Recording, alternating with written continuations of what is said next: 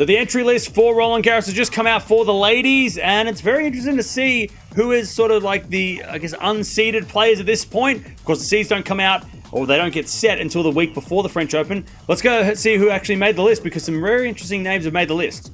So having a look here at the WTA list, and you can see there that Sabalenka, Swiatek, Pegula, and Gauff are the top 4, and they've obviously made it, but they could change in the rankings. Remember, this is not the seedings, this is the entry list to see who actually made the cut. If we go down a little bit further, you can see there that Kvitova comes in with a special ranking or a protected ranking, so she'll be playing the event. Other lower ranked players you can see there that have made the cut. Vondrousova obviously made the final here a couple of years ago. She's made the cut. Raducanu's also made the cut. She won't need a wild card or to play any qualifiers. Osaka has also made the cut, so she won't have to play the qualies or get a wild card either. Of course, Alexandra Eala, the big one, probably the most exciting prospect going to the French Open, playing her first ever Grand Slam main draw. She's made the cut. And Caroline Garcia has just made the cut now. She's French, so she probably would have got a wild card anyway had she not made the cut, but she is the cutoff, and she is the player that has just snuck in at the very last minute now.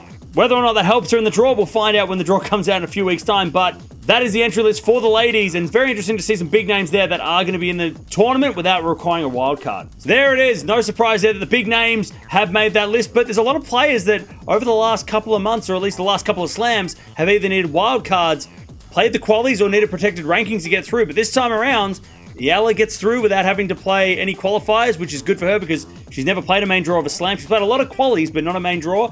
And Osaka and Raducanu are into the draw without having to play qualies or get a protected ranking or a wild card. So very interested to see those kind of players getting into the French Open and potentially being an unseeded dangerous player in a first round if they keep their ranking where it is. If they go high up the rankings, of course, they could be seeded if they have a couple of good weeks on the clay in Madrid and Rome. But let me know in the comments below, what's your early prediction for the French Open? Do you think Swiatek can win another one and go 4 in a row, which would put her up there as one of the greatest clay court players that we've ever seen on the WTA?